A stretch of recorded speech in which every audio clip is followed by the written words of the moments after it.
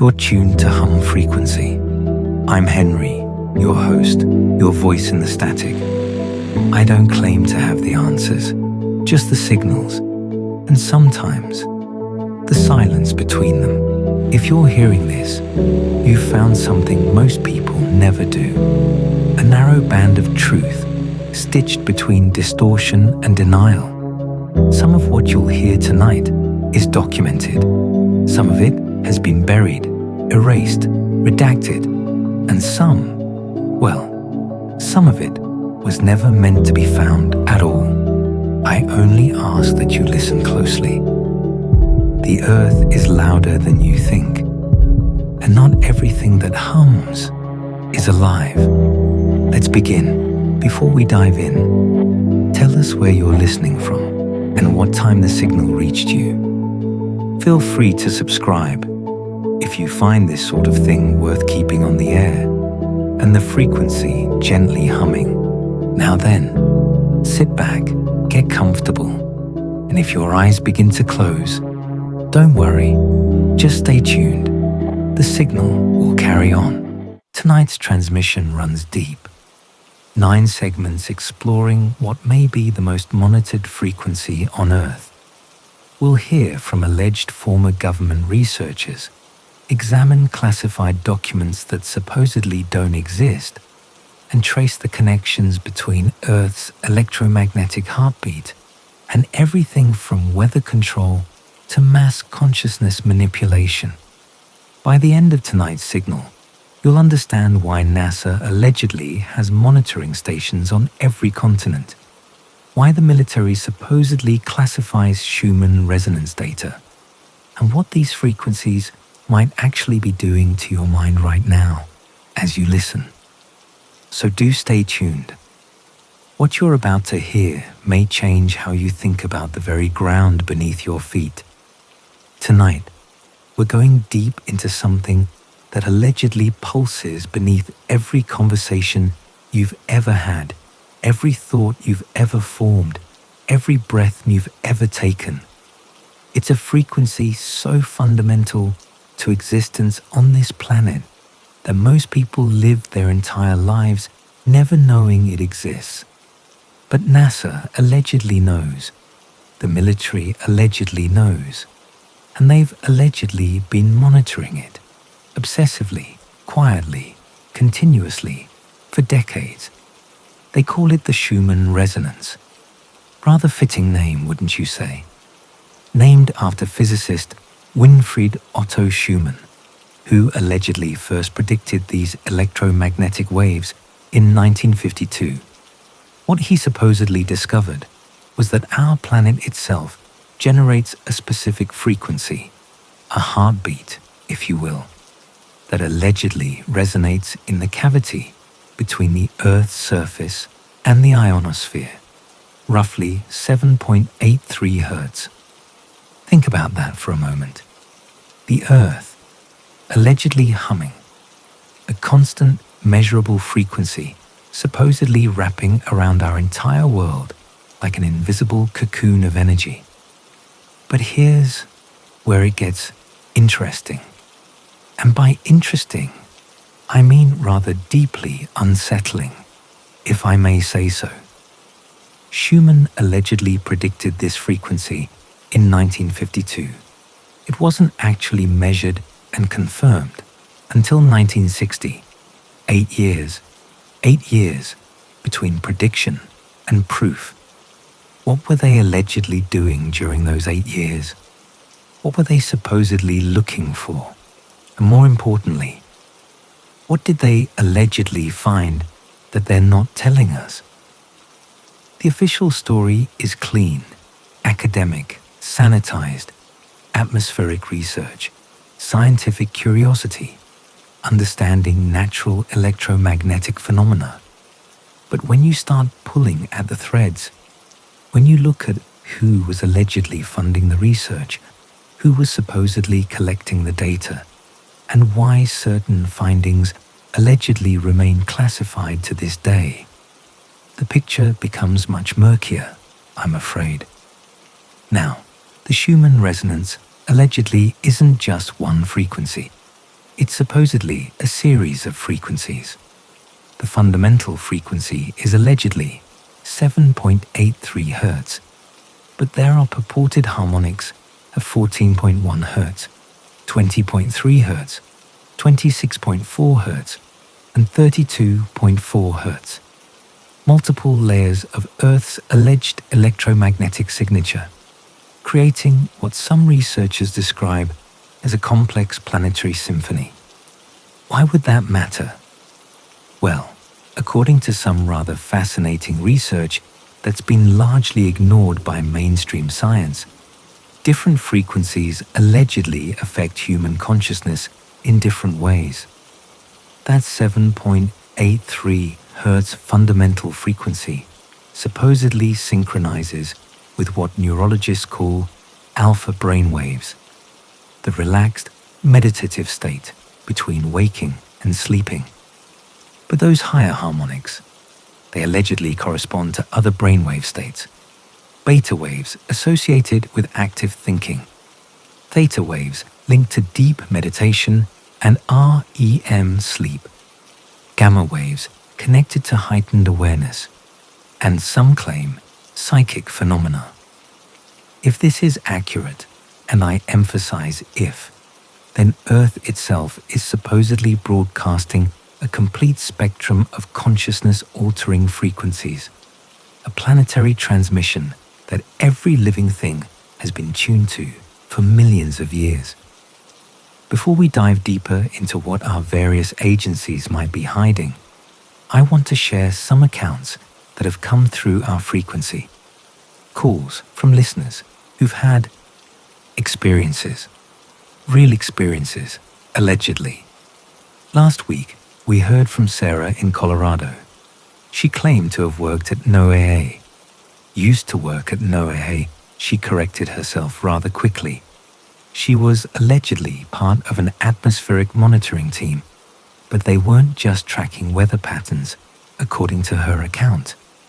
They supposedly had equipment specifically calibrated to measure electromagnetic fluctuations in the 7 to 8 Hz range.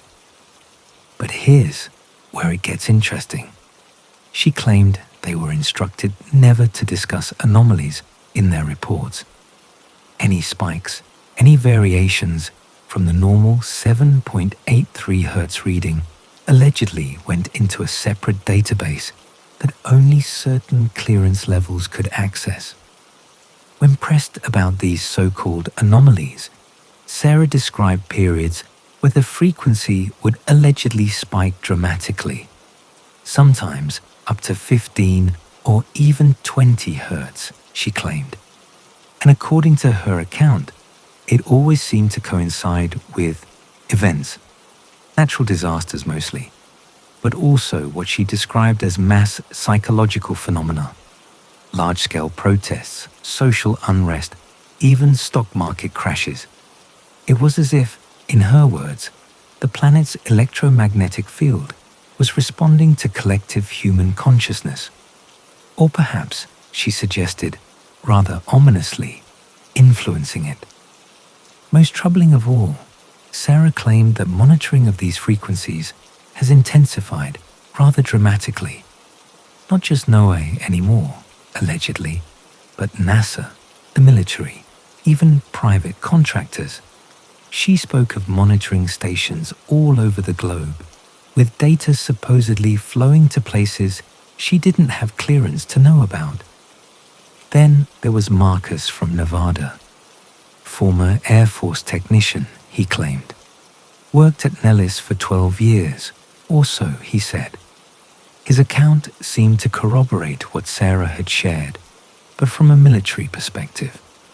According to Marcus, there were classified projects specifically focused on what they allegedly called terrestrial frequency manipulation.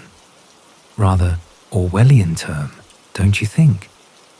Marcus described witnessing tests, though he was careful to say allegedly witnessed, where they would attempt to generate artificial electromagnetic pulses at specific frequencies. The goal, he claimed, was to see if they could influence the Schumann resonance itself. Imagine that for a moment. Not just monitoring Earth's heartbeat, but actually attempting to change its rhythm. But perhaps most unsettling was his account of the results. According to Marcus, during these alleged tests, personnel on base would report strange symptoms: heightened anxiety, disorientation. Some even claimed to experience shared dreams or visions. The official explanation was allegedly exposure to routine electromagnetic fields from radar equipment. But Marcus suspected something rather more sinister was at play. Another account came from Dr. Elena Vasquez. At least, that's the name she gave us. She claimed to be a former researcher at a private laboratory contracted by NASA in the late 1990s. Her story was perhaps the most extraordinary of all. According to Dr. Vasquez, their team was allegedly tasked with studying the biological effects of Schumann resonance variations on human subjects. Volunteers, she insisted, though one wonders about the nature of that volunteering. The research supposedly involved exposing subjects to artificially generated electromagnetic fields at various frequencies around the 7.83 Hz range. What they allegedly discovered was rather remarkable. Subjects exposed to the standard 7.83 Hz frequency reported feelings of calm, enhanced creativity, and what Dr. Vasquez described as heightened intuitive awareness. But when the frequency was altered, even slightly, the effects changed dramatically. Frequencies below 7 Hz allegedly induced lethargy, depression, and in some cases, what she called existential dissociation.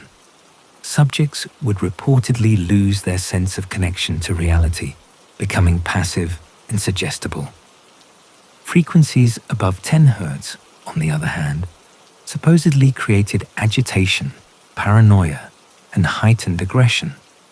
Dr. Vasquez claimed that exposing subjects to 15 to 20 Hz for extended periods would reliably produce anxiety attacks and, in extreme cases, violent behavior. Most disturbing of all was her account of what happened when they attempted to completely block the Schumann resonance. Subjects placed in electromagnetically shielded chambers, Faraday cages essentially, would supposedly begin exhibiting symptoms within hours: confusion, disorientation, severe emotional distress.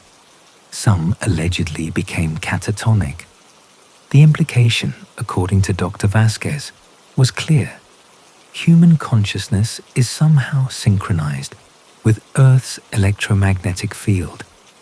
We're not just living on this planet, we're allegedly tuned to it. And if someone could control that frequency, they could potentially influence the mental state of entire populations. The research was allegedly terminated abruptly in 2001. All data was classified, and the research team was disbanded.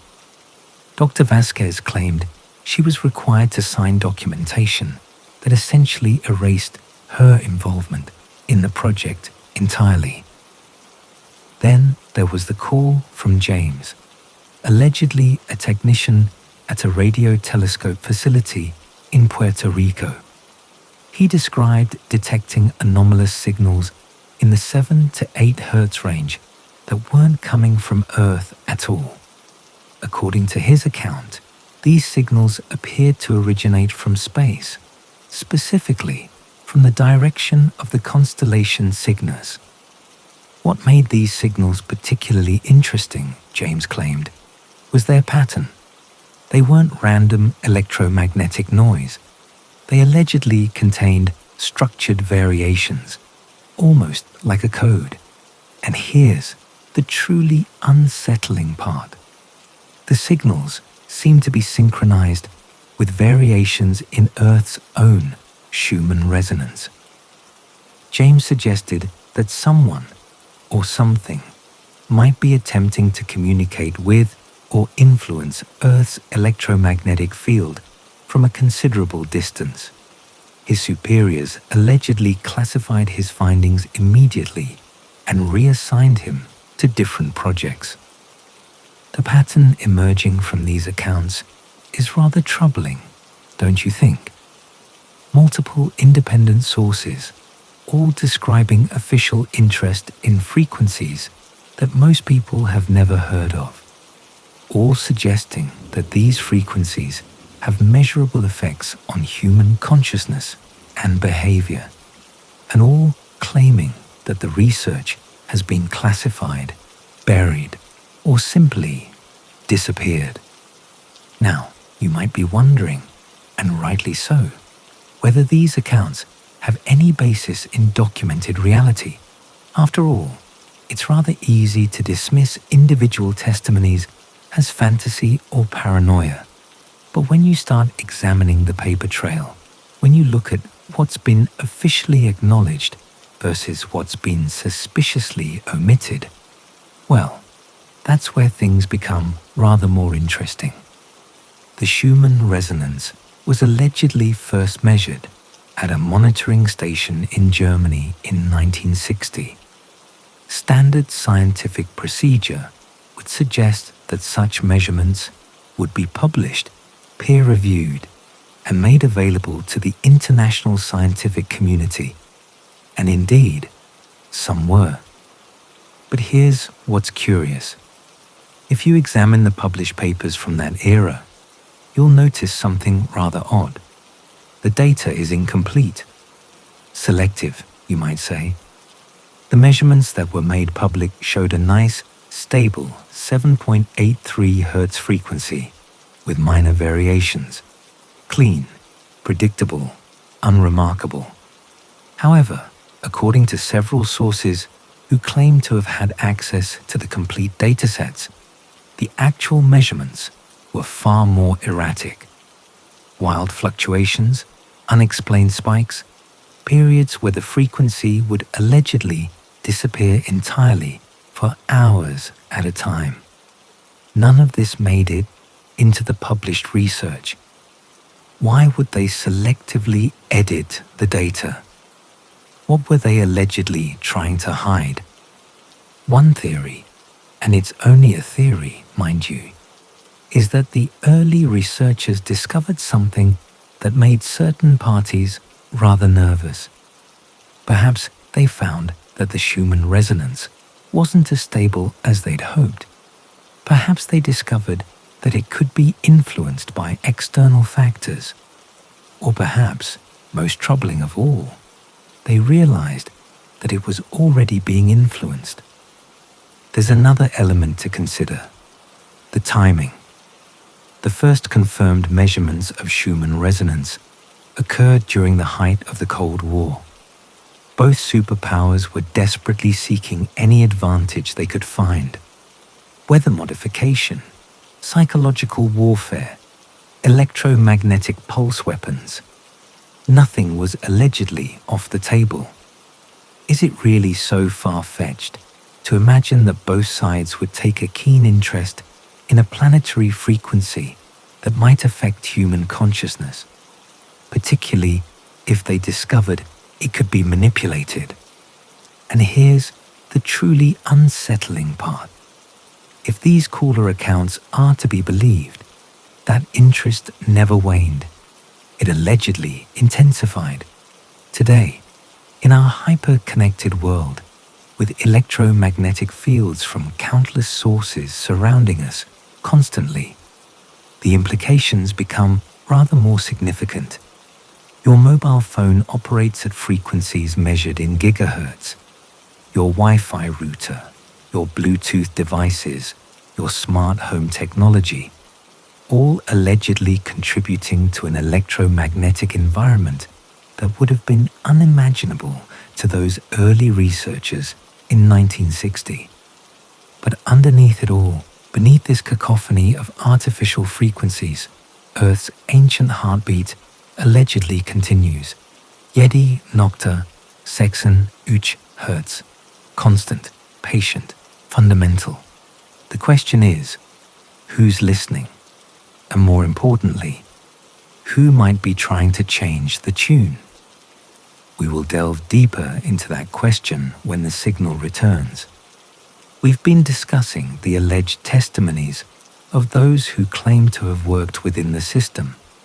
Former government researchers, military technicians, scientists who supposedly stumbled upon something rather extraordinary. But testimonies, as compelling as they might be, are just the beginning of this particular rabbit hole. Let's talk about documentation. Or rather, let's talk about the curious absence of documentation. In 1962, 2 years after the first confirmed measurements of Schumann Resonance, the US government allegedly established what they called the Atmospheric Electromagnetic Research Initiative. Sounds rather innocuous, doesn't it? The sort of bureaucratic title that would put anyone to sleep. Which was precisely the point, I suspect. According to declassified budget documents, and yes, these do exist, buried in the National Archives, this initiative received substantial funding. We're talking millions of dollars, which in 1962, money was rather significant indeed. The budget line items are fascinating reading, if you know what to look for. Environmental frequency monitoring stations, $12 million. Biological response testing equipment, $8 million.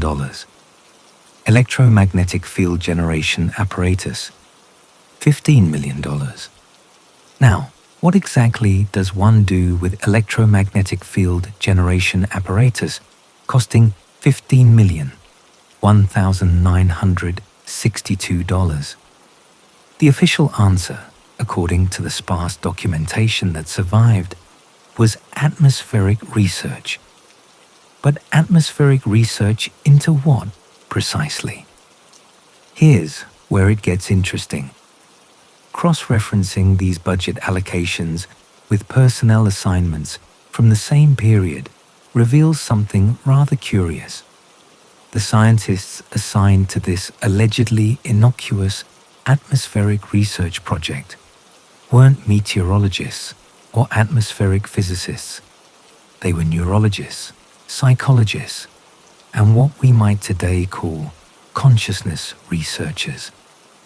Dr. Margaret Chen, formerly of Johns Hopkins, allegedly specializing in brainwave patterns and electromagnetic sensitivity in humans. Dr. Viktor Petrov, supposedly a Soviet defector with expertise in mass psychology and crowd behavior. Dr. James Morrison, allegedly a pioneer in what would later be called frequency therapy. Rather odd collection of expertise for studying weather patterns, wouldn't you say? The project supposedly established monitoring stations across North America initially, then expanded globally. These weren't simple measurement devices, according to sources who claim to have seen the original specifications. They were allegedly capable of both monitoring and transmitting electromagnetic signals in the 1 to 30 Hz range. Why the transmission capability? If you're merely studying a natural phenomenon, surely monitoring would suffice. One document that allegedly surfaced, though its authenticity remains, shall we say, debatable, was a memorandum dated March 1963. The subject line read, "Preliminary results, population behavioral correlations with electromagnetic variance." The memo supposedly detailed correlations between artificially induced variations in local electromagnetic fields and measurable changes in crime statistics, hospital admissions for psychiatric emergencies, and even stock market fluctuations in the surrounding areas. The implications were allegedly staggering. If accurate, it suggested that human behavior on a mass scale could be influenced by manipulating electromagnetic frequencies. Entire populations could theoretically be made more docile, more aggressive, more suggestible, simply by adjusting the local electromagnetic environment. The memo supposedly concluded with a recommendation for expanded testing in controlled urban environments. It was allegedly signed by someone with the initials RM, though attempts to identify this individual have proven challenging. By 1965, the project had allegedly expanded internationally. Monitoring stations were supposedly established in cooperation with allied governments across Europe, Asia, and Australia. The official explanation was scientific collaboration on atmospheric research. But the personnel assignments tell a different story. Military intelligence officers, psychological warfare specialists, electronic warfare technicians. Not exactly the sort of people you'd expect to find studying natural electromagnetic phenomena, unless they were studying them for very specific purposes indeed. Then, in 1967, something curious happened. The project allegedly went dark. Budget allocations disappeared from public records.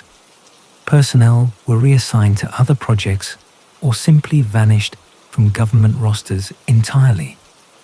The monitoring stations supposedly continued operating, but under different administrative structures, with funding sources that became increasingly difficult to trace. What happened in 1967?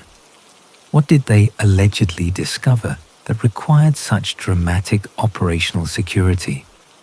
According to one source, a former NSA analyst who reached out through our secure channels, 1967 was the year they supposedly achieved what they called successful large-scale field manipulation. In layman's terms, they had allegedly learned how to artificially generate and control Schumann resonance-like frequencies over wide geographic areas.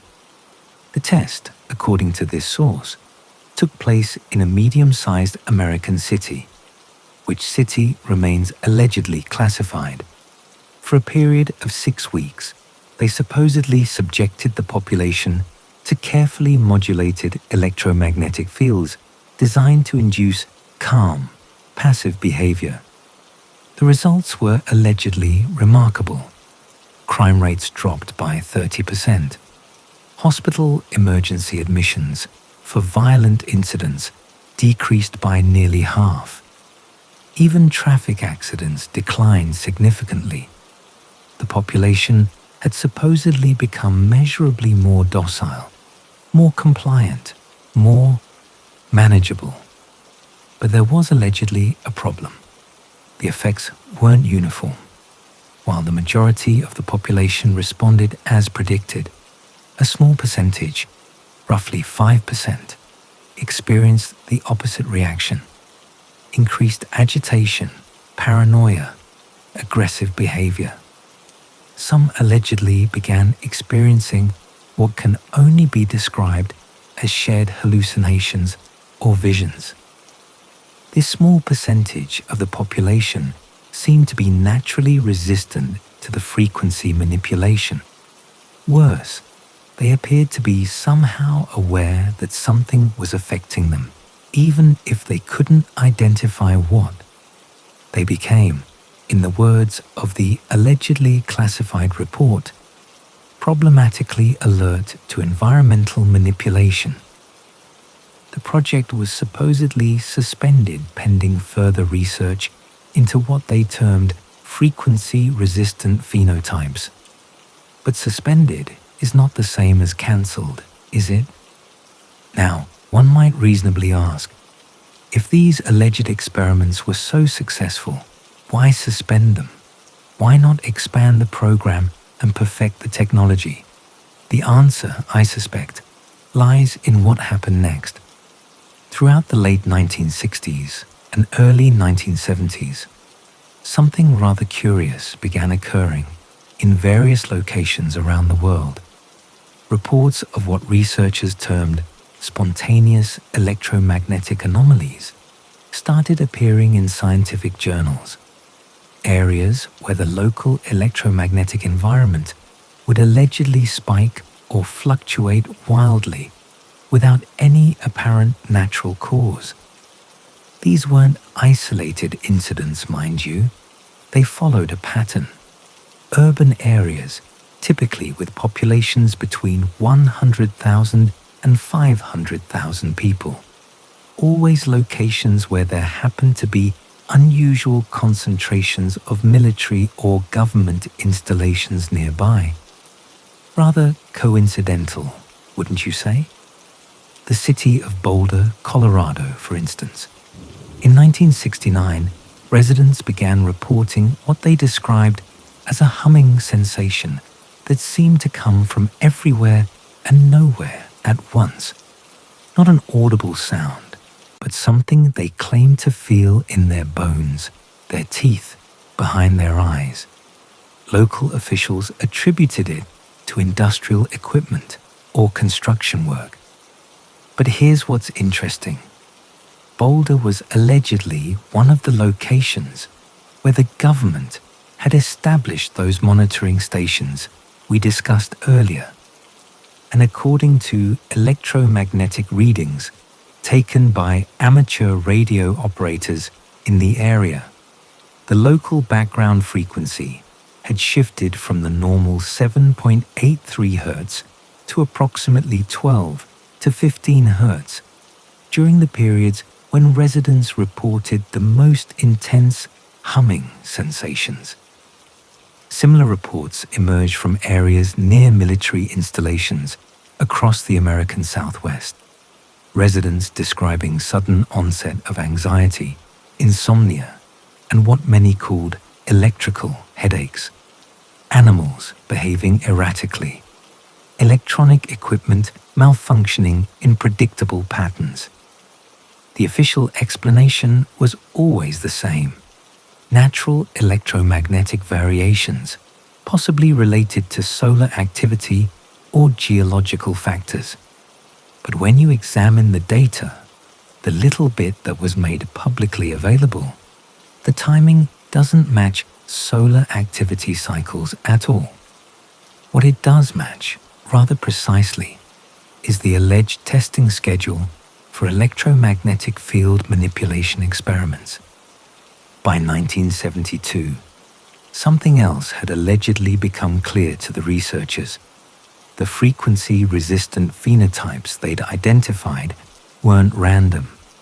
They clustered in specific demographics and geographic regions, areas with high concentrations of people involved in creative fields, artists, musicians, writers, regions with significant Native American populations, urban centers with large communities of what we might call alternative lifestyle adherents.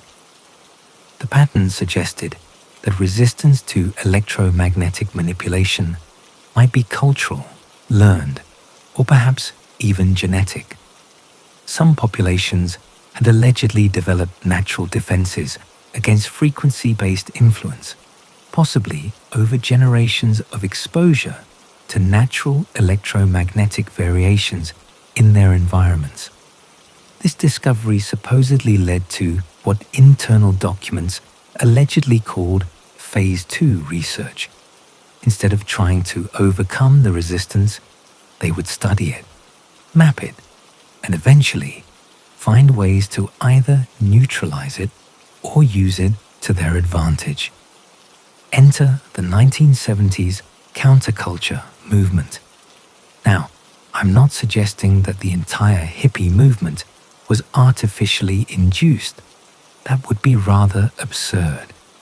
But it's worth noting that many of the areas where the counterculture took strongest hold were precisely the regions where electromagnetic resistance had been identified as highest. San Francisco's Haight-Ashbury district, areas around Boulder, Colorado, certain neighborhoods in New York City, parts of the Pacific Northwest, all places where, according to allegedly classified research, the local population showed unusual resistance to frequency manipulation. One theory, and again, this is purely theoretical, is that the counterculture movement may have been, in part, a natural human response to electromagnetic manipulation attempts, a kind of cultural immune reaction, if you will. Populations unconsciously developing lifestyle patterns and belief systems that would help them maintain psychological autonomy in an increasingly electromagnetically manipulated environment. The emphasis on meditation, natural living, rejection of authority, communal decision-making, all potentially protective behaviors against frequency-based influence. Rather convenient that these behaviors spontaneously emerged in precisely the areas where resistance had been identified, don't you think? But the researchers allegedly weren't content to simply observe this resistance. According to sources who claim access to declassified documents from the late 1970s, they began developing what they called resistance mapping protocols. Essentially, detailed demographic and geographic analysis to identify populations that might prove difficult to influence through electromagnetic means. The data collection was supposedly extensive. Census information, medical records, educational background, voting patterns, consumer behavior, even musical preferences. The goal was allegedly to create predictive models that could identify electromagnetic resistance before it became problematic. By 1975, they had supposedly developed what internal documents referred to as selective frequency targeting. Instead of attempting to influence entire populations uniformly, they could allegedly tailor electromagnetic broadcasts to affect different demographic groups in different ways. Urban professionals might receive frequencies designed to increase productivity and compliance. Rural populations might be exposed to patterns that enhanced social cohesion and reduce questioning of authority.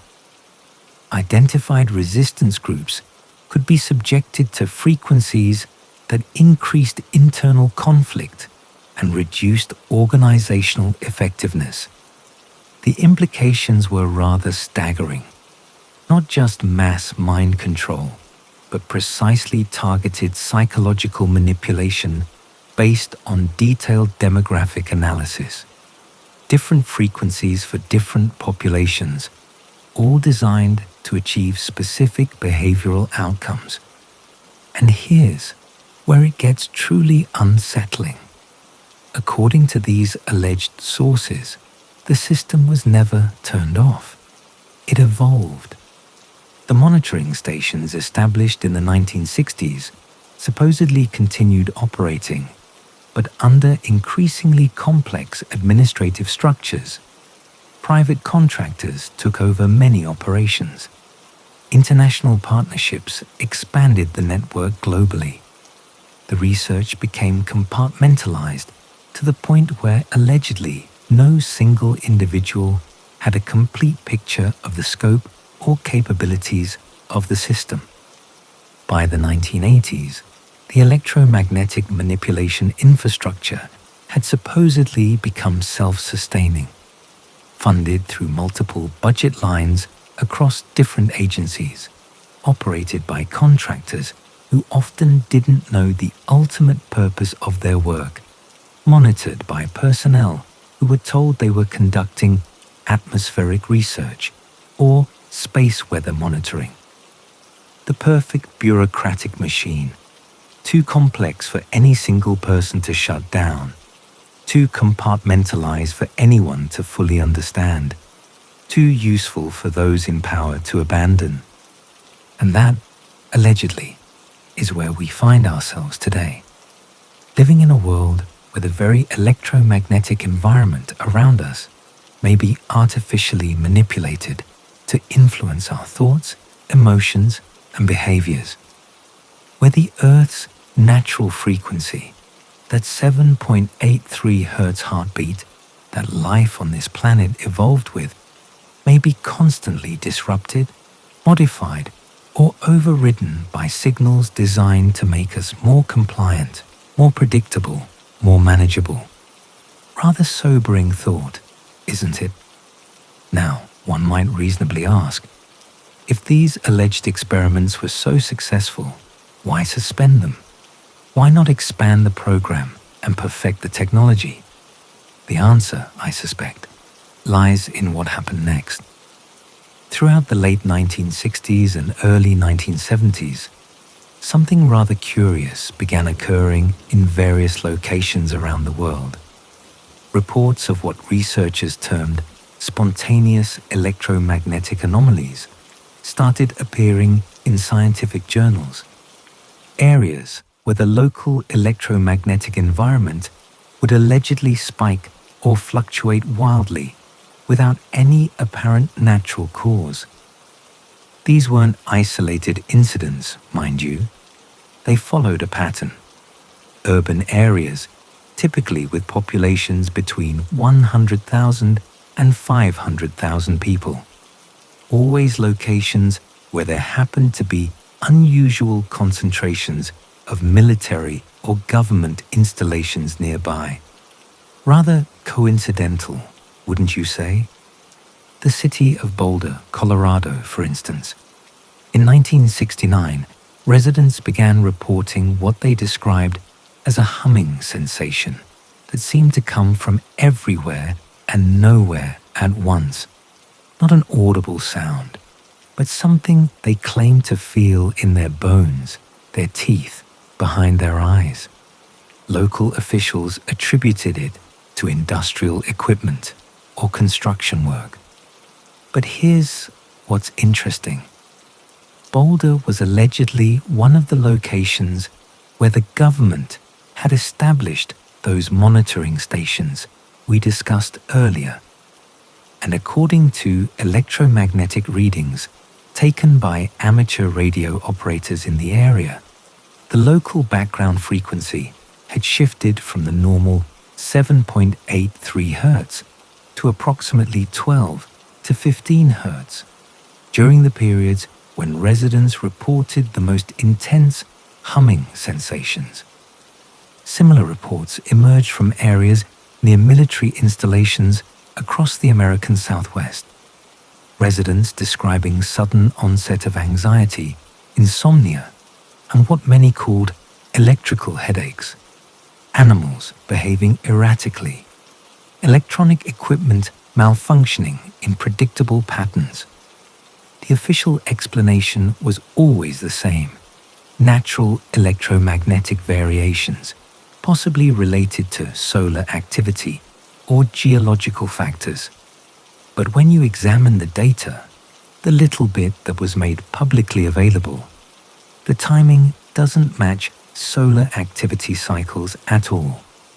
What it does match, rather precisely, is the alleged testing schedule for electromagnetic field manipulation experiments.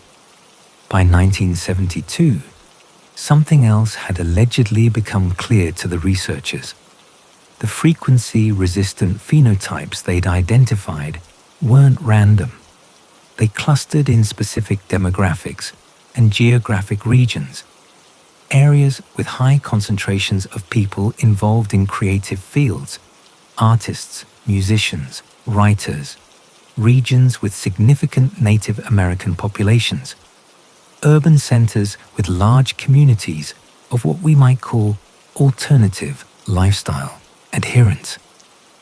The pattern suggested that resistance to electromagnetic manipulation might be cultural, learned, or perhaps even genetic.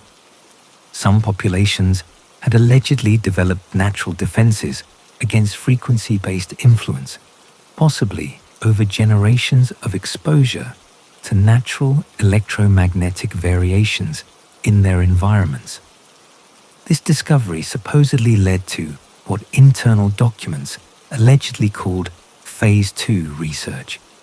Instead of trying to overcome the resistance, they would study it, map it, and eventually find ways to either neutralize it or use it to their advantage. Enter the 1970s counterculture movement. Now, I'm not suggesting that the entire hippie movement was artificially induced. That would be rather absurd. But it's worth noting that many of the areas where the counterculture took strongest hold were precisely the regions where electromagnetic resistance had been identified as highest. San Francisco's Haight-Ashbury district, areas around Boulder, Colorado, certain neighborhoods in New York City, parts of the Pacific Northwest, all places where, according to allegedly classified research, the local population showed unusual resistance to frequency manipulation. One theory, and again, this is purely theoretical, is that the counterculture movement may have been, in part, a natural human response to electromagnetic manipulation attempts, a kind of cultural immune reaction, if you will. Populations unconsciously developing lifestyle patterns and belief systems that would help them maintain psychological autonomy in an increasingly electromagnetically manipulated environment. The emphasis on meditation, natural living, rejection of authority, communal decision-making, or potentially protective behaviors against frequency-based influence. Rather convenient that these behaviors spontaneously emerged in precisely the areas where resistance had been identified, don't you think? But the researchers allegedly weren't content to simply observe this resistance.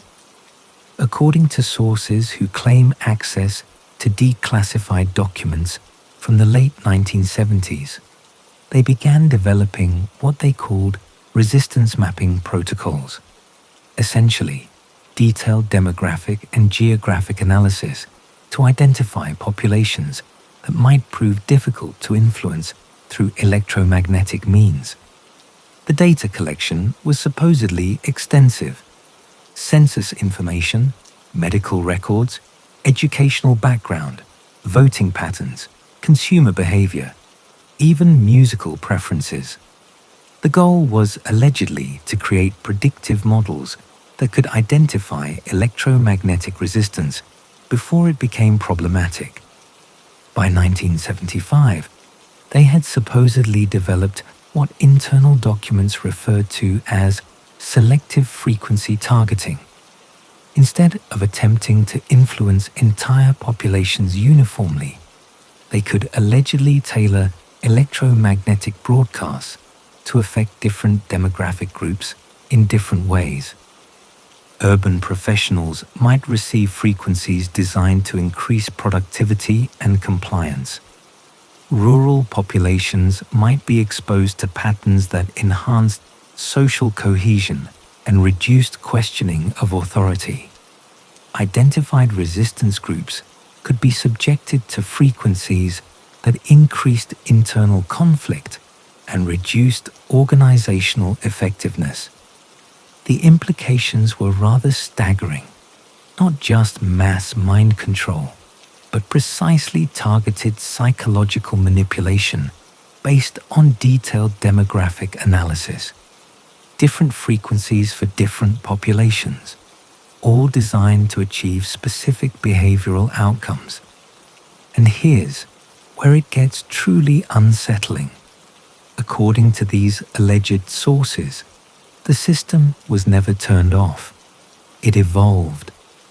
The monitoring stations established in the 1960s supposedly continued operating, but under increasingly complex administrative structures. Private contractors took over many operations.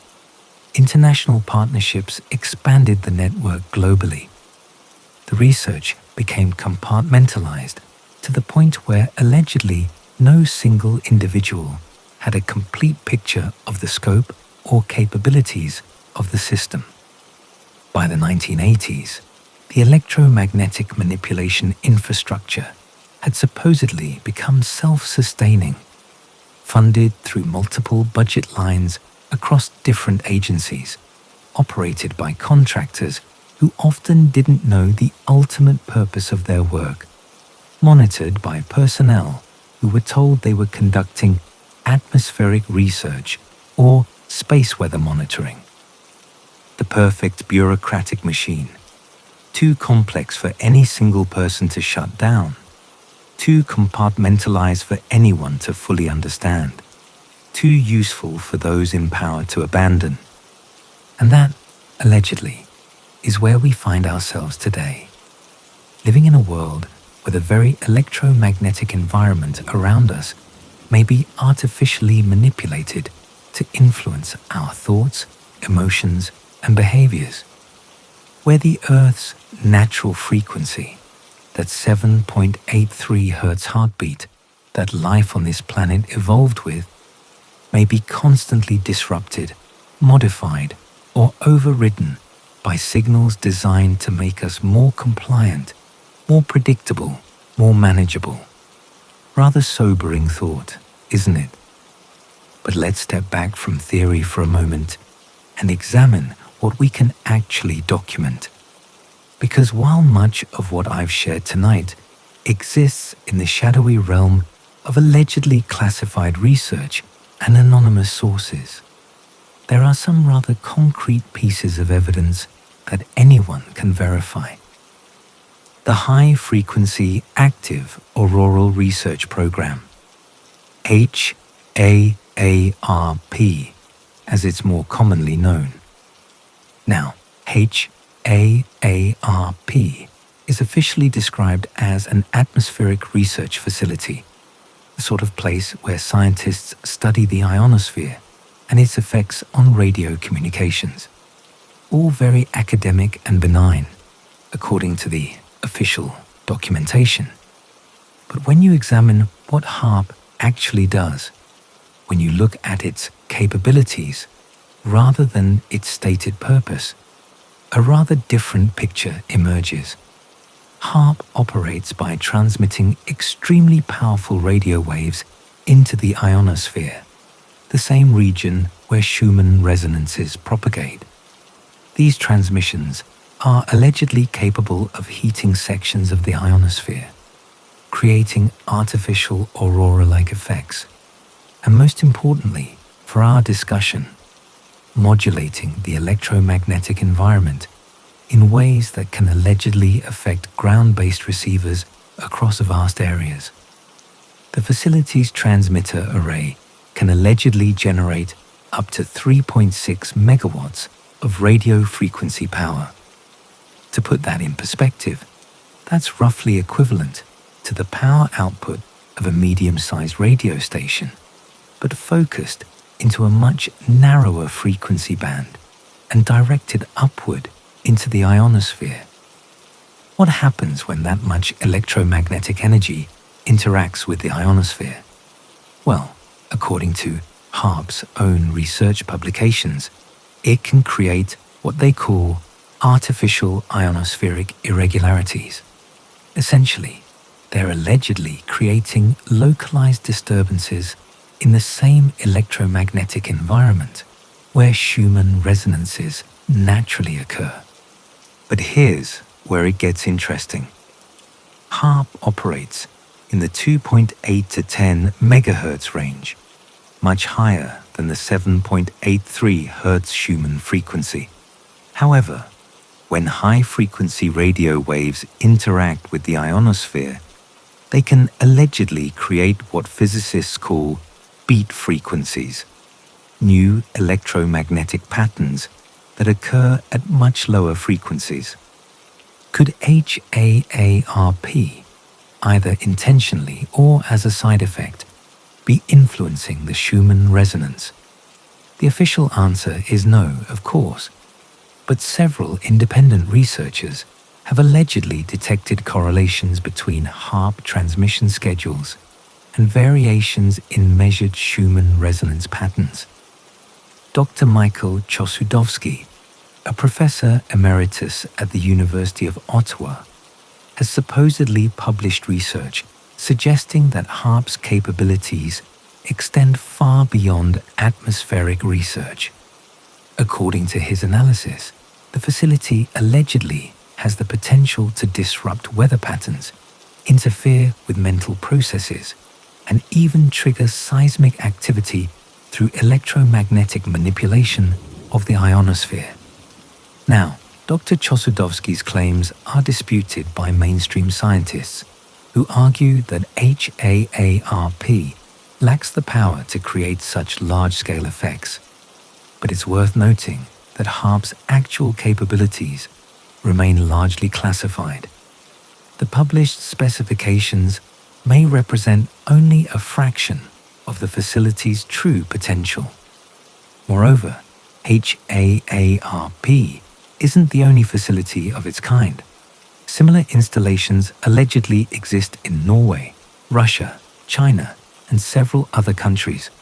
The European Incoherent Scatter Scientific Association operates what they call atmospheric research facilities across Scandinavia.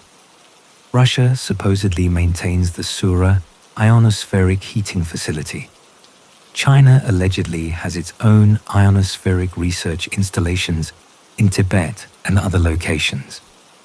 All of these facilities are officially described as scientific research installations. All supposedly focus on atmospheric and ionospheric studies, and all allegedly have the capability to transmit powerful electromagnetic signals into the same regions of Earth's electromagnetic environment, where Schumann resonances propagate. Rather curious that so many nations would independently develop such expensive facilities for purely academic research, don't you think? Particularly when the research applications often have rather obvious military and intelligence implications. But let's examine another piece of documented evidence: patent applications. In 1987, physicist Dr. Bernard Eastlund filed a patent for what he called a method and apparatus for altering a region in the Earth's atmosphere, ionosphere, and/or magnetosphere. The patent, number 4,686,605, describes techniques for using powerful radio transmissions to create controllable atmospheric disturbances. According to the patent documentation, the described technology could allegedly be used to disrupt communications, modify weather patterns, and create what Eastlund called cognitive disruption in human populations exposed to the electromagnetic effects.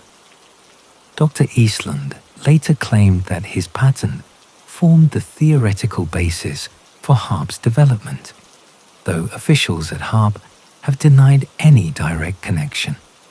Regardless of whether HAARP specifically uses Eastlund's techniques, the patent demonstrates that the technology for large-scale electromagnetic manipulation was not only theoretically possible, but had been formally documented and legally protected by the 1980s. More intriguingly, patent searches revealed dozens of similar applications filed throughout the 1980s and 1990s.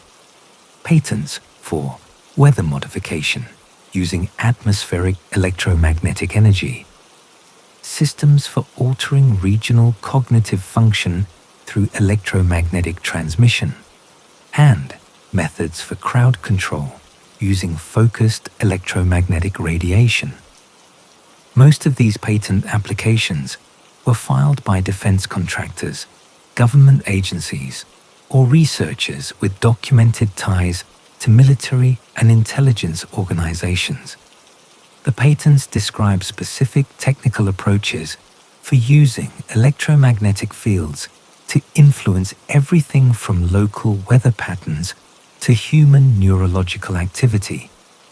Now, filing a patent doesn't necessarily mean the technology was ever built or deployed, but it does indicate that serious research and development resources were being invested in these concepts. Government agencies and major corporations don't typically spend money patenting purely theoretical ideas. Moreover, many of these patents specifically reference frequencies in the extremely low frequency range, including the 7.83 Hz Schumann Resonance and its harmonics. The patents describe techniques for artificially generating, amplifying, or modulating these frequencies to achieve specific effects on both atmospheric conditions and biological systems. One particularly interesting patent, filed in 1991 by a researcher affiliated with NASA, describes a system for neural frequency entrainment using atmospheric electromagnetic resonance. The patent claims that by modulating the natural Schumann resonance, it's allegedly possible to influence human brainwave patterns across large geographic areas. The patent describes specific techniques for synchronizing artificial electromagnetic transmissions with natural Schumann frequencies in ways that could theoretically induce everything from relaxation and sleep to heightened alertness or anxiety in exposed populations. According to the patent documentation, the system would allegedly be virtually undetectable to the affected population, since the artificial signals would be indistinguishable from natural electromagnetic variations. People would experience the psychological effects without realizing they were being subjected to artificial electromagnetic influence. The patent was allegedly classified shortly after filing, and the researcher who filed it was reportedly reassigned to other projects. But the fact that such detailed technical specifications were developed and formally documented suggests that the research had progressed well beyond theoretical speculation. When you combine these patent applications with the documented capabilities of facilities like HAARP, with the historical research we've discussed, and with the ongoing testimonies from alleged former government researchers, a rather disturbing pattern emerges. The technology for large-scale electromagnetic manipulation of human consciousness isn't science fiction. It's documented, patented, and allegedly deployed through a global network of facilities that operate under the cover of atmospheric research. The question isn't whether such technology exists. The question is how extensively it's being used and for what purposes.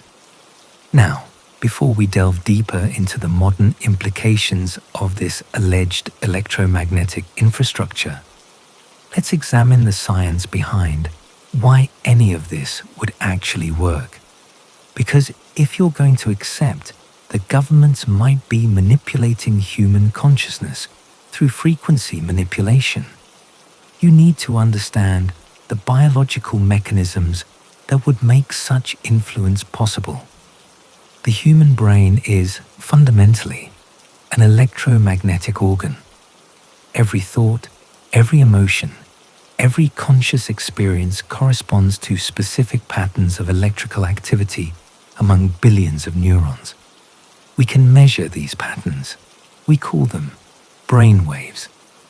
And we've known for decades that brainwave patterns correlate with different states of consciousness. Alpha waves, operating at 8 to 13 Hz, are associated with relaxed awareness creativity, and what researchers call flow states. Beta waves at 13 to 30 Hz correspond to active thinking, problem solving, and focused attention. Theta waves at 4 to 8 Hz occur during deep meditation, dreaming, and unconscious processing. Delta waves below 4 Hz dominate during deep sleep and unconscious states. Here's what's fascinating. The fundamental Schumann resonance frequency of 7.83 Hz falls directly in the theta range, the range associated with deep meditative states, unconscious processing, and what many researchers describe as heightened receptivity to suggestion. This isn't coincidence. Human brainwave patterns allegedly evolved in synchronization with Earth's electromagnetic environment. For millions of years, every human brain developed while bathed in the constant 7.83 Hz signal generated by our planet's electromagnetic field. Dr. Wolfgang Ludwig, a German biophysicist, conducted extensive research in the 1970s on what he called biological frequency windows. According to his published findings, human cellular processes are allegedly synchronized with specific electromagnetic frequencies, with the Schumann resonance serving as a kind of master timing signal for biological systems. Ludwig's research supposedly demonstrated that when human subjects were isolated from the Schumann resonance, placed in electromagnetically shielded environments, their biological rhythms would gradually drift out of sync. Sleep patterns would become erratic, cognitive function would decline, and subjects would report increasing anxiety and disorientation. More significantly, Ludwig allegedly found that introducing artificial electromagnetic signals at frequencies close to, but not exactly matching, the Schumann resonance would create measurable disruptions in subjects' mental states.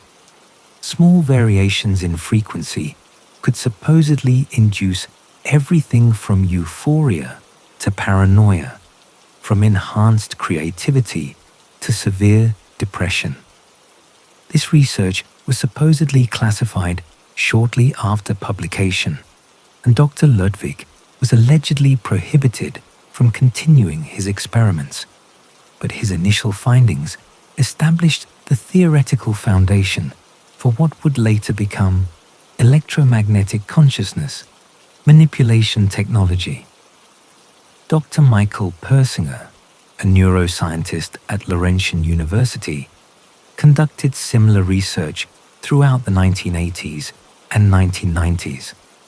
Persinger's experiments allegedly involved exposing subjects to extremely low-frequency electromagnetic fields while monitoring their brain activity and psychological responses. According to Persinger's published research, specific electromagnetic frequencies could reliably induce what he called sensed presence experiences, the feeling that someone or something invisible was present in the room with the subject. Other frequencies allegedly triggered intense emotional responses, altered perception of time, and even what subjects described as mystical or religious experiences.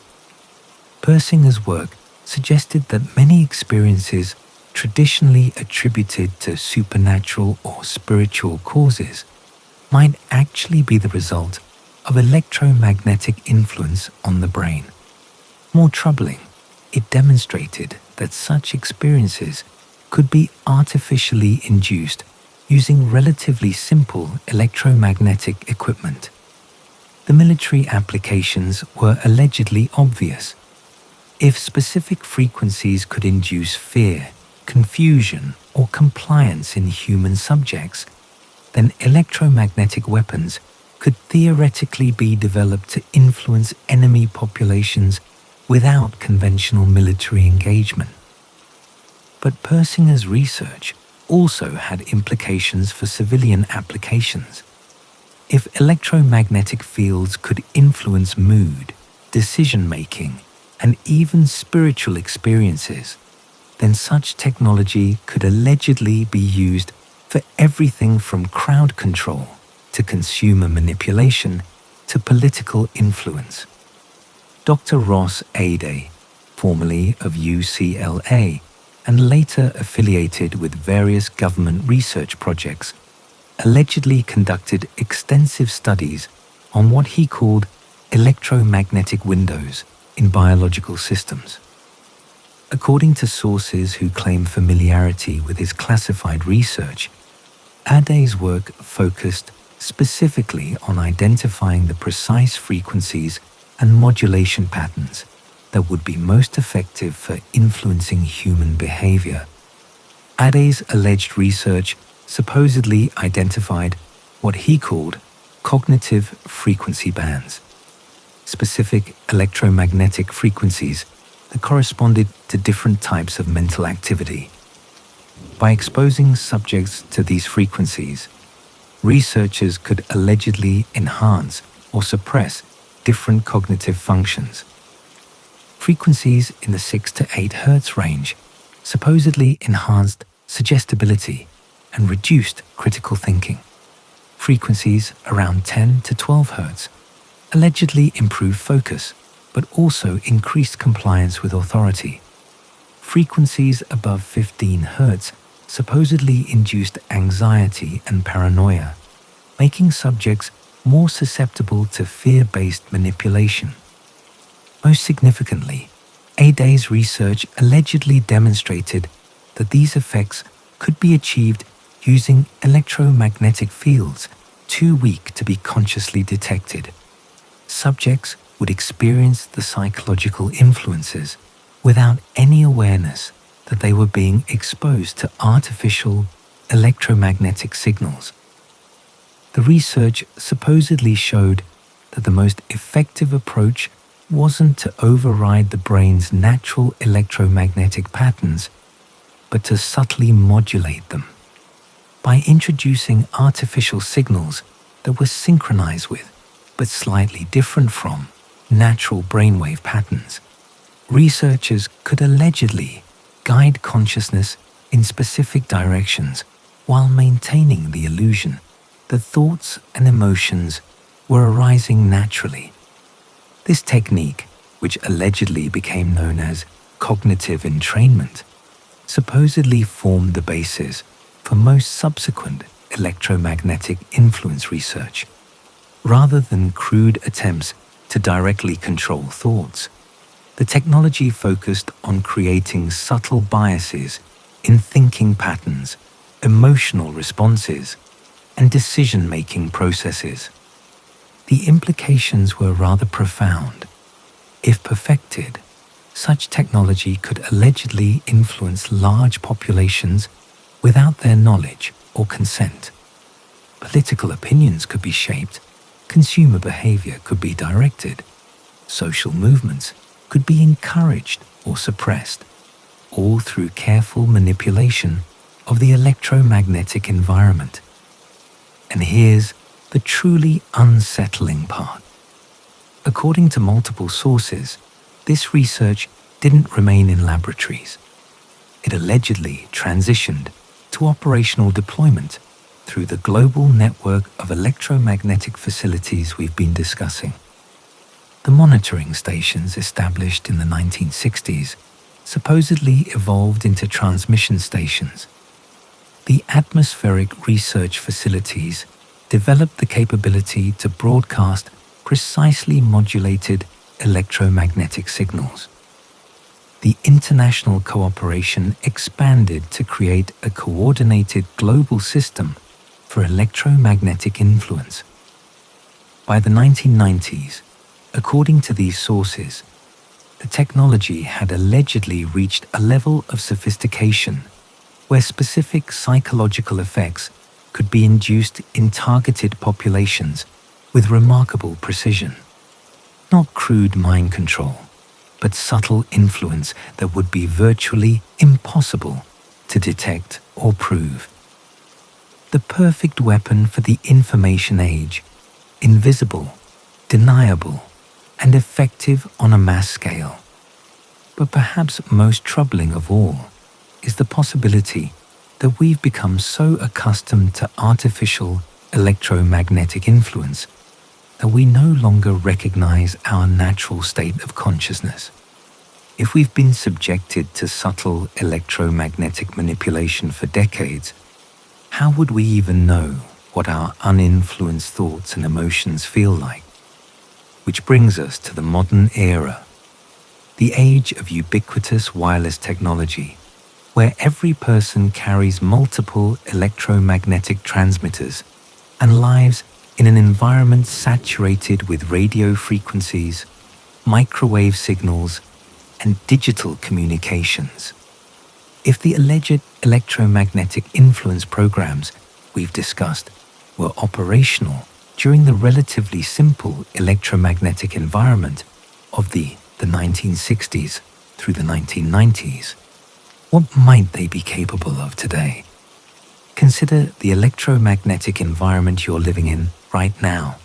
Your mobile phone, your Wi-Fi router, your Bluetooth devices, your smart television, your wireless speakers. Every one of these devices is both transmitting and receiving electromagnetic signals constantly. You're surrounded by an invisible web of electromagnetic activity that would have been unimaginable to researchers in the early days of Schumann Resonance studies. But here's what's curious. Despite this massive increase in electromagnetic activity, very little research has been conducted on the cumulative effects of this environment on human consciousness. The focus has been almost entirely on potential health effects, cancer risks, heating of tissue, that sort of thing. The psychological and cognitive effects have been largely ignored by mainstream science. Rather convenient oversight, wouldn't you say? Meanwhile, the alleged monitoring of Schumann resonance has continued and expanded. NASA maintains a global network of monitoring stations that continuously measure electromagnetic activity in the extremely low frequency range. The official purpose is space weather research and atmospheric studies. But the data collection capabilities have allegedly become far more sophisticated than anything that would be required for simple atmospheric monitoring. Modern monitoring stations supposedly can detect and analyze electromagnetic variations with precision that was unimaginable in the 1960s. They can allegedly identify not just the frequency and amplitude of electromagnetic signals, but their modulation patterns, their geographic distribution, and their correlations with various biological and social phenomena. More significantly, according to sources who claim access to contemporary classified research, the monitoring network has been integrated with advanced computer modeling systems that can allegedly predict the psychological effects of specific electromagnetic patterns on different population groups. These predictive models supposedly incorporate everything from demographic data to genetic analysis to social media behavior patterns. The goal is allegedly to create real-time maps of population psychology that can be influenced through precisely targeted electromagnetic transmissions. Imagine the implications.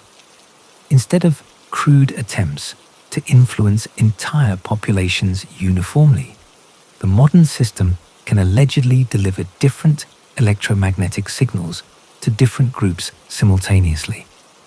Urban professionals might receive frequencies that enhance productivity and compliance.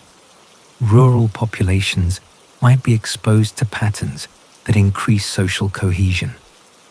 Identified troublemakers or dissidents could be subjected to frequencies that induce anxiety, confusion, or depression. All of this allegedly operating through the existing electromagnetic infrastructure that people use voluntarily every day. Your mobile phone network, your internet connection, your smart home devices, all potentially serving as delivery systems for electromagnetic influence that you would never consciously detect. But let's examine some specific modern developments that suggest this isn't merely theoretical speculation. The rollout of 5G wireless technology, for instance.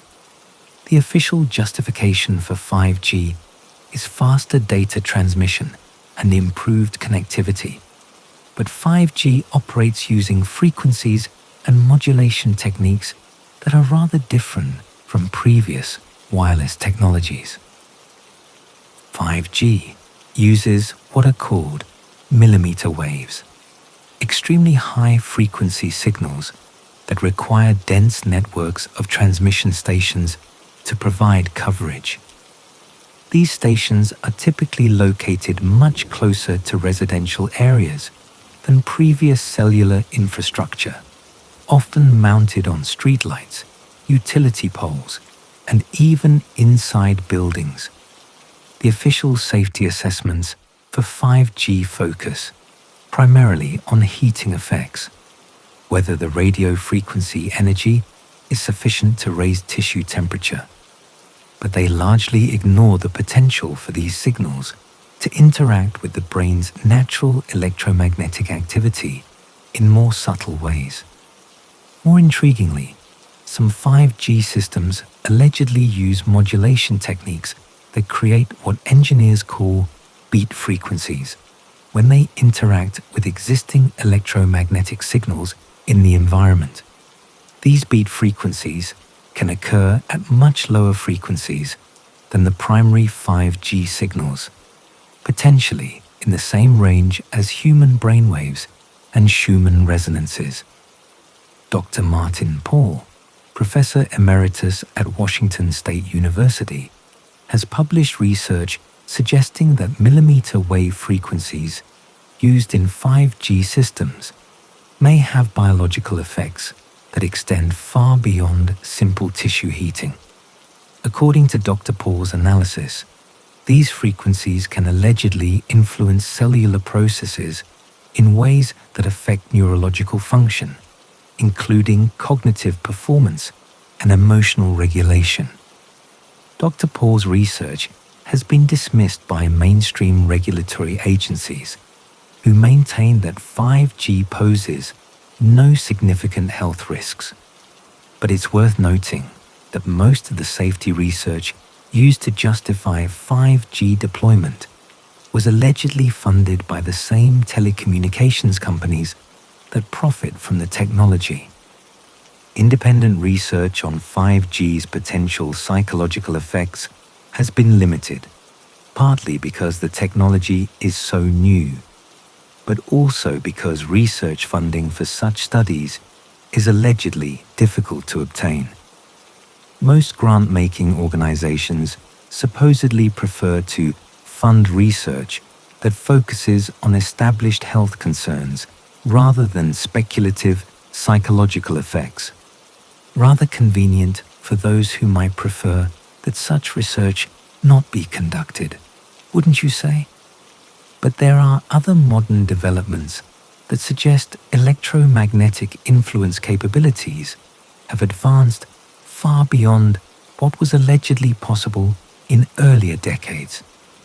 The development of what military researchers call non-lethal weapons has included significant research into electromagnetic systems designed to influence human behavior. The active denial system, developed by the US military, uses millimeter wave frequencies to create intense heating sensations that allegedly cause people to flee the targeted area. But according to sources familiar with classified military research, the active denial system represents only the most crude application of electromagnetic influence technology. More sophisticated systems allegedly can influence mood, cognition, and decision-making without creating any conscious physical sensations. These advanced systems supposedly use combinations of frequencies, precisely timed modulation patterns, and targeting algorithms that can allegedly influence specific individuals within larger groups. The technology has supposedly progressed to the point where electromagnetic influence can be delivered with surgical precision. The implications for crowd control, political manipulation, and social engineering are rather staggering. Instead of using physical force or overt propaganda to influence public behavior, authorities could allegedly use invisible electromagnetic fields to guide public opinion and suppress dissent. And here's perhaps the most unsettling aspect of modern electromagnetic influence capabilities: the integration with surveillance technology. Modern surveillance systems collect unprecedented amounts of data about individual behavior, preferences, and psychological patterns. Social media monitoring, financial transaction analysis, location tracking, communication surveillance. All of this allegedly feeds into comprehensive psychological profiles of virtually every person in developed nations. When you combine this surveillance data with advanced electromagnetic influence capabilities, the result is allegedly a system that can identify specific individuals who pose potential threats to established authority and target them with precisely calibrated electromagnetic influence designed to neutralize their effectiveness. Not crude attempts to control thoughts, but subtle manipulation of mood, energy levels, cognitive clarity, and social confidence, enough to undermine someone's ability to organize resistance or influence others, but not obvious enough to be detected or proven. The perfect system for maintaining social control in an age when traditional methods of authority are increasingly questioned and resisted. But perhaps most troubling of all is the possibility that we're already living under such a system, that the psychological malaise, the political polarization, the social fragmentation that characterizes modern life may not be entirely natural phenomena, but the result of decades of subtle electromagnetic manipulation designed to keep populations manageable and divided. How would we even know? That question becomes rather more pressing when you examine some of the curious phenomena that have allegedly emerged in recent years. Phenomena that might represent evidence of large-scale electromagnetic influence, if you know what to look for. Consider the concept of mass formation, a psychological phenomenon where large groups of people simultaneously adopt similar beliefs, behaviors, or emotional states without apparent coordination or logical justification. We've seen examples throughout history: witch trials, political movements, financial bubbles, social panics. Traditional psychology explains mass formation as a result of social contagion, shared cultural influences, or responses to collective stress. But what if there's another factor involved? What if mass formation can be artificially triggered or amplified through electromagnetic influence? The alleged research we've discussed suggests that specific electromagnetic frequencies can synchronize brainwave patterns across multiple individuals simultaneously. If groups of people are exposed to the same electromagnetic signals, their brain activity could theoretically become synchronized, creating shared emotional states and thought patterns. Dr. Rupert Sheldrake, a controversial British biologist, has proposed what he calls morphic resonance, a theoretical mechanism by which patterns of behavior and thought can spread through populations without direct communication. While Sheldrake's theories are dismissed by mainstream science, they bear a curious resemblance to what might be expected if electromagnetic influence were being used to coordinate mass psychological states. More intriguingly, several researchers have allegedly detected correlations between mass psychological events and variations in the global electromagnetic environment. Periods of widespread social unrest, political polarization, or collective anxiety often supposedly coincide with anomalous readings from Schumann Resonance monitoring stations. Dr. HeartMath Institute, a research organization focused on the relationship between heart rhythms and consciousness, has published studies suggesting that major emotional events affecting large populations create measurable changes in Earth's electromagnetic field. Their research allegedly shows that events like the September 11th attacks or major natural disasters produce detectable variations in global electromagnetic patterns. But here's what's curious. According to some sources, these electromagnetic variations sometimes allegedly precede the events they're supposedly responding to, as if the electromagnetic changes are creating the psychological conditions for major social or political developments, rather than simply responding to them. Could significant historical events, political revolutions, social movements, economic collapses have been influenced or even triggered by artificial manipulation of the global electromagnetic environment? It's certainly a troubling possibility to consider. Let's examine some specific modern phenomena that might represent evidence of electromagnetic influence. The alleged increase in anxiety disorders, depression, and attention disorders in developed nations over the past several decades. Official explanations typically focus on social factors, economic stress, social media, political uncertainty.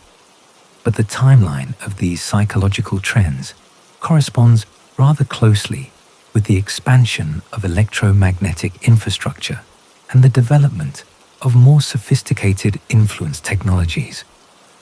Might the epidemic of mental health problems in modern society be, at least partially, the result of chronic exposure to artificial electromagnetic fields designed to influence consciousness? The frequencies that allegedly induce anxiety, depression, and cognitive disruption could theoretically be embedded in the electromagnetic signals that surround us constantly. The phenomenon of brain fog, widespread reports of difficulty concentrating, memory problems, and mental fatigue has become increasingly common, particularly since the expansion of wireless technology. Official explanations typically attribute this to lifestyle factors or psychological stress. But brain fog symptoms are remarkably similar to what early researchers allegedly observed in subjects exposed to artificial electromagnetic fields. The increasing polarization of political opinion presents another curious pattern. Instead of the normal distribution of political beliefs you might expect in a healthy democracy, we see populations clustering around extreme positions with very little middle ground. This polarization has allegedly intensified dramatically over the past 2 decades. Could electromagnetic influence be used to amplify political divisions? The alleged research suggests that specific frequencies can increase emotional reactivity and reduce rational analysis. Populations exposed to such frequencies might become more susceptible to extremist ideologies and less capable of moderate, nuanced political thinking. The timing is certainly suspicious. Political polarization has intensified in direct correlation with the expansion of digital communication systems and wireless infrastructure that could allegedly serve as delivery mechanisms for electromagnetic influence.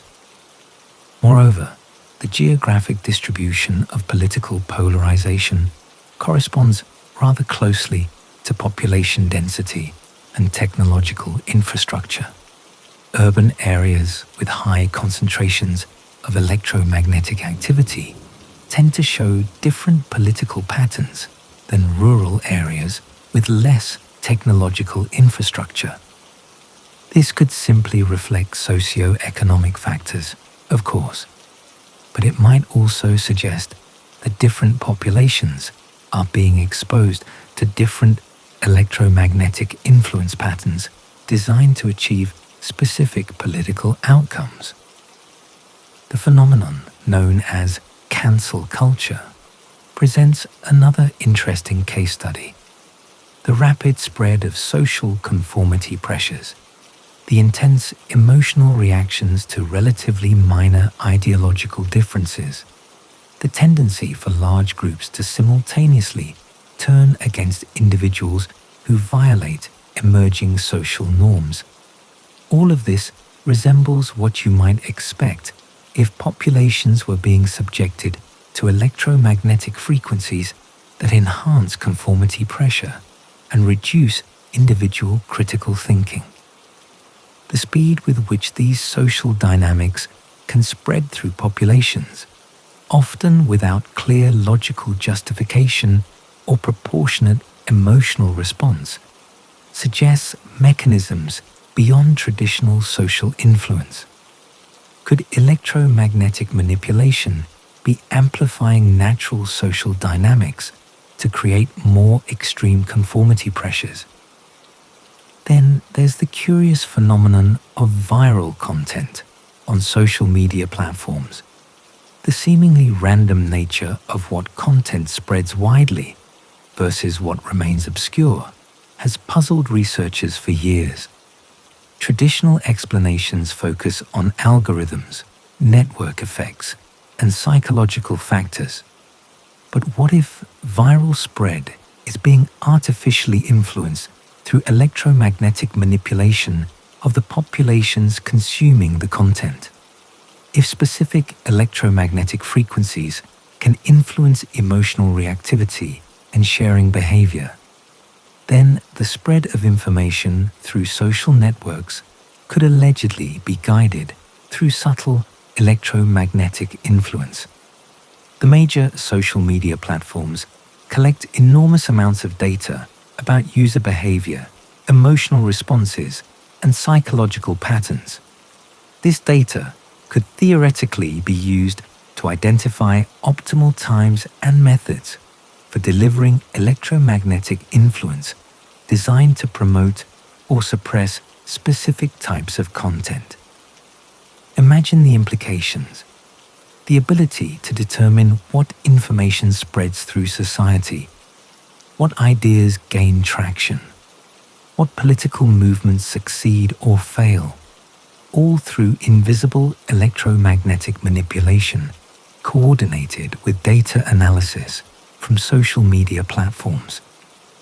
The perfect system for controlling the flow of information and ideas in a digital age. But perhaps most troubling is the possibility that our increasing dependence on digital technology has made us more susceptible to electromagnetic influence than previous generations. The constant exposure to artificial electromagnetic fields from our devices may have allegedly disrupted our natural electromagnetic sensitivity, making us less aware of artificial influence while simultaneously making us more vulnerable to it. previous generations might have retained some natural ability to detect when their consciousness was being artificially influenced. But populations that have grown up surrounded by artificial electromagnetic fields might have lost this natural sensitivity entirely. We may have become, in effect, electromagnetically domesticated. Populations that can be herded, managed, and controlled through invisible technological systems that we've been conditioned to view as beneficial and necessary. Rather unsettling thought, isn't it?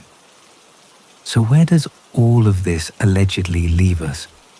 If even half of what we've discussed tonight has any basis in reality, we're living in a world where our most fundamental experience, consciousness itself, may be subject to artificial manipulation by forces we cannot see, detect, or resist through conventional means.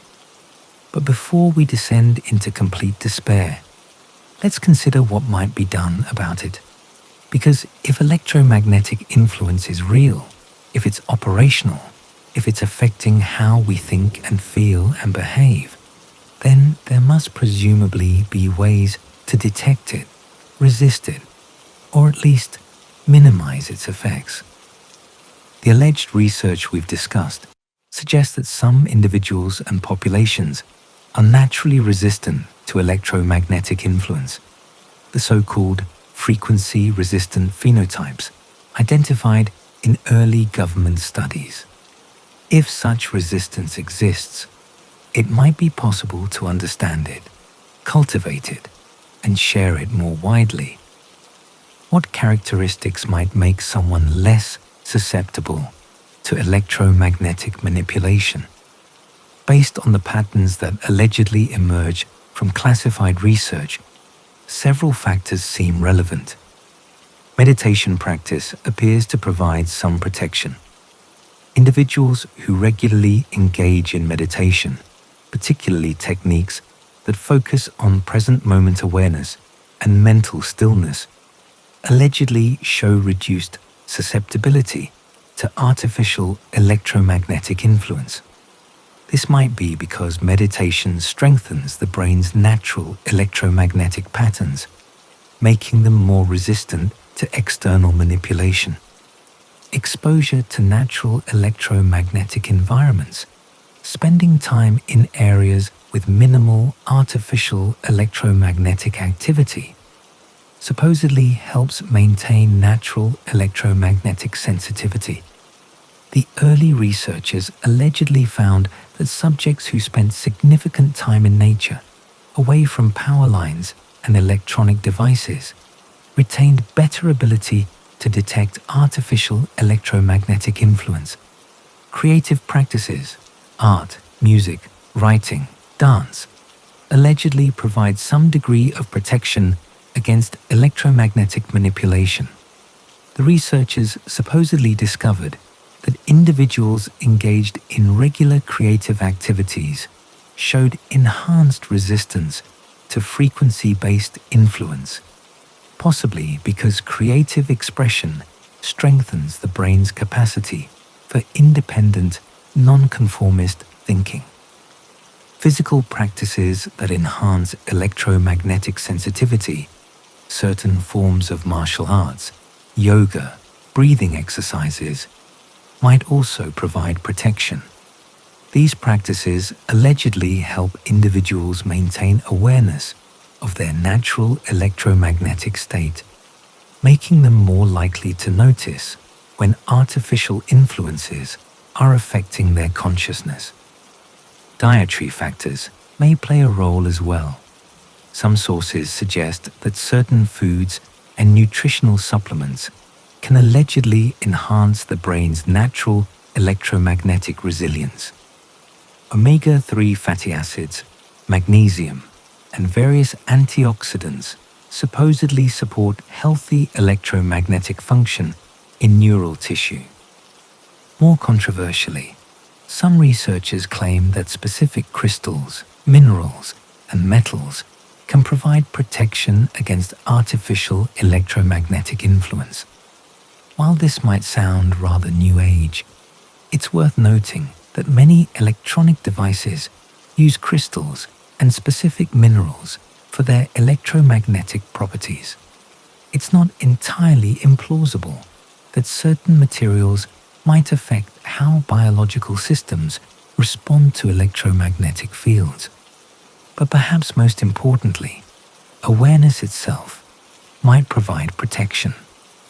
If electromagnetic influence works partly by operating below the threshold of conscious detection, then simply knowing about the possibility of such influence might reduce its effectiveness. Populations that are aware they might be subjected to electromagnetic manipulation could presumably develop conscious strategies for resisting such influence. Critical thinking skills, emotional self-regulation techniques, and independent decision-making processes might all serve as forms of psychological armor against frequency-based manipulation. This is, allegedly, why information about electromagnetic influence capabilities has been so heavily suppressed, not because the technology doesn't work, but because awareness of the technology would significantly reduce its effectiveness. But there are potentially more active forms of resistance as well. Some researchers have allegedly experimented with what they call electromagnetic countermeasures, techniques for detecting, blocking, or neutralizing artificial electromagnetic influence. These range from simple shielding materials to more sophisticated electronic devices designed to generate protective electromagnetic fields. Faraday cages, enclosed areas lined with conductive materials that block electromagnetic fields, provide complete protection against external electromagnetic influence. But building and living in Faraday cages isn't practical for most people. More practical approaches might include Faraday fabric clothing, which allegedly provides partial electromagnetic shielding, or electronic devices designed to generate beneficial electromagnetic fields that could counteract harmful influences. Several companies now manufacture devices claim to provide protection against harmful electromagnetic fields. The effectiveness of these devices is disputed, and regulatory agencies generally dismiss them as ineffective. But given the potential conflicts of interest involved, such official dismissals might not be entirely reliable. More intriguingly, some sources claim that groups of individuals working together can allegedly create collective resistance to electromagnetic influence. If consciousness can be artificially synchronized through electromagnetic manipulation, then perhaps conscious cooperation among aware individuals can create natural synchronization that resists artificial influence. This might explain why certain communities, particularly those focused on spiritual practice, alternative lifestyles, or resistance to mainstream authority, often seem more resilient to mass psychological manipulation, not just because of their beliefs, but because their social structures allegedly create collective electromagnetic resistance. There are also technological approaches that might help. Independent monitoring of local electromagnetic environments could potentially detect when artificial influence is being deployed. If individuals or communities had access to sensitive electromagnetic monitoring equipment, they might be able to identify when they're being subjected to manipulation attempts. The technology for such monitoring exists. It's similar to what government agencies allegedly use for their own monitoring programs. making such technology available to civilian populations could theoretically democratize electromagnetic awareness and resistance. But perhaps the most important form of resistance is simply maintaining connection to natural electromagnetic environments. The Earth's natural Schumann resonance, unmodified by artificial influence, allegedly provides a kind of electromagnetic baseline that can help maintain natural consciousness patterns. Spending time in areas with minimal artificial electromagnetic activity, remote natural areas, underground spaces, electromagnetically shielded environments, might help individuals recalibrate their natural electromagnetic sensitivity and reduce the cumulative effects of chronic electromagnetic influence. Some sources suggest that certain geographic locations are naturally resistant to electromagnetic manipulation due to geological factors, mineral deposits, or other natural electromagnetic properties. Indigenous communities have allegedly maintained knowledge of such locations for centuries, viewing them as places of spiritual power or healing. Could these traditional power spots actually be areas where natural electromagnetic conditions provide protection against artificial influence? It's certainly possible that indigenous knowledge systems contain practical wisdom about electromagnetic resistance that modern science has overlooked or dismissed. But ultimately, the most effective resistance might be collective. If electromagnetic influence works by isolating individuals and making them susceptible to artificial synchronization, then genuine community, real human connection based on awareness and mutual support, might provide the strongest protection. Communities of aware individuals who understand the potential for electromagnetic manipulation and work together to maintain natural consciousness patterns could theoretically create islands of resistance in an ocean of artificial influence. Not withdrawal from technological society, that's neither practical nor necessary, but conscious engagement with technology from a position of awareness and strength rather than passive susceptibility. The question is, are enough people ready to accept the possibility that their consciousness might not be entirely their own? And if they are, what are they prepared to do about it? So here we are, at the end of tonight's transmission. 9 segments exploring what may be one of the most significant and least understood aspects of modern existence: the possibility that human consciousness itself has become a battlefield in ways most people never imagine. We've traveled from the early discoveries of Winfried Otto Schumann through decades of allegedly classified research, from secret government programs to modern technological infrastructure, from the science of electromagnetic influence to the patterns of resistance that might still be available to us. If even a fraction of what we've discussed tonight reflects actual reality, then we're living through a period of unprecedented technological capability for manipulating human consciousness on a mass scale, not through crude propaganda or obvious coercion, but through invisible electromagnetic influences that operate below the threshold of conscious awareness. The implications are rather staggering, aren't they?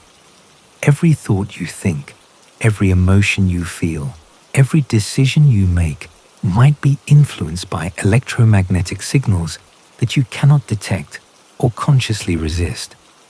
The very experience of being human in the modern world might be fundamentally different from what previous generations experienced.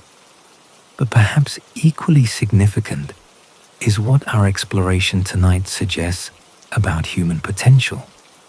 If consciousness can be artificially influenced through electromagnetic means, then consciousness is far more malleable, far more connected to physical reality than mainstream science typically acknowledges.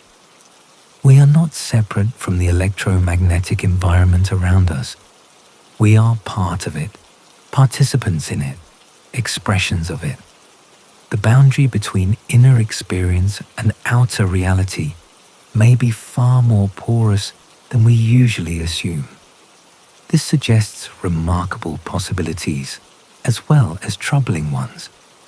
If we can develop greater awareness of our electromagnetic nature, if we can learn to consciously participate in the electromagnetic environment rather than being passive subjects of it, we might discover capabilities that most people never realize they possess. Enhanced intuition, deeper connection with others, greater sensitivity to natural cycles and patterns, expanded creative potential.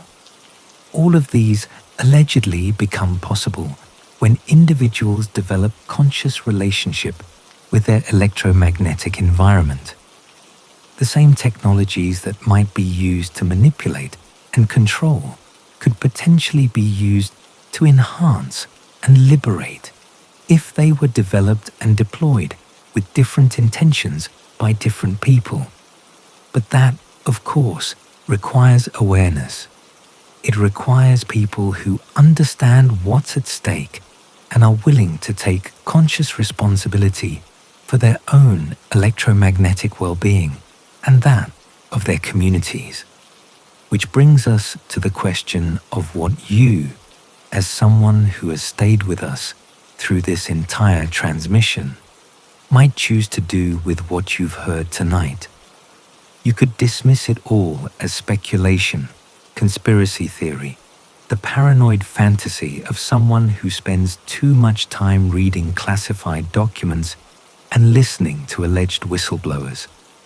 That would certainly be the easier path.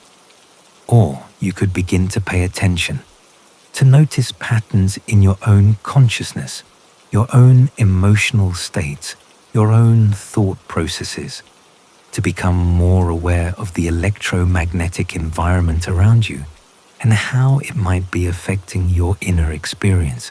You could experiment with some of the protective practices we've discussed. Spend more time in natural environments. Develop meditation or other consciousness practices.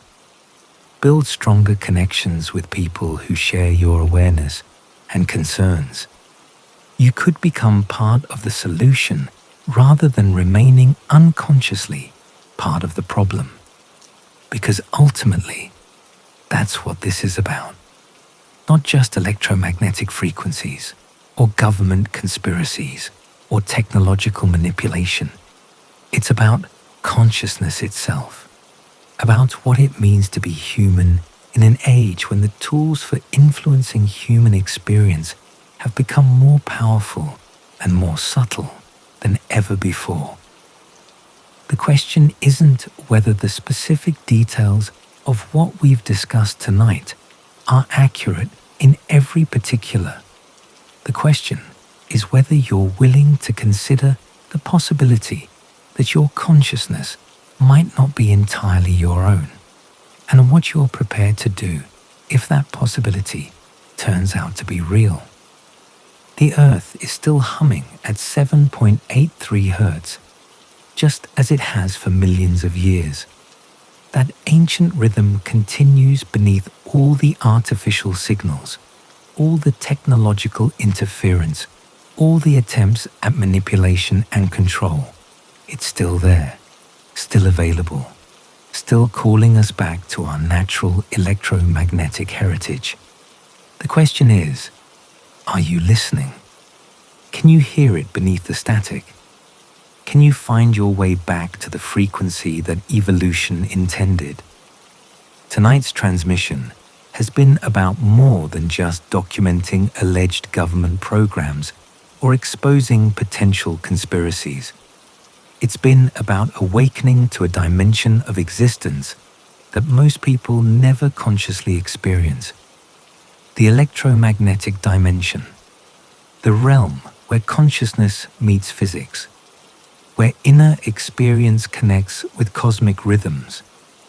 Whether the specific allegations we've discussed are accurate or not, the invitation remains the same: to become more conscious, more aware, more deliberately engaged with the electromagnetic environment that shapes your daily experience, to reclaim your natural electromagnetic birthright, to remember what it feels like to be truly, consciously human. The signal is still broadcasting. The frequency is still available. The choice to tune in is still yours. Thank you for staying with us through this long journey into the hidden frequencies of our world. Thank you for your patience, your attention, your willingness to consider possibilities that most people prefer not to think about. If you found value in tonight's transmission, if you believe this kind of exploration deserves to continue, then please do subscribe. Your support keeps these frequencies alive, keeps these investigations possible, keeps the signal broadcasting into the static. Because in the end, that's what we're all trying to do, isn't it?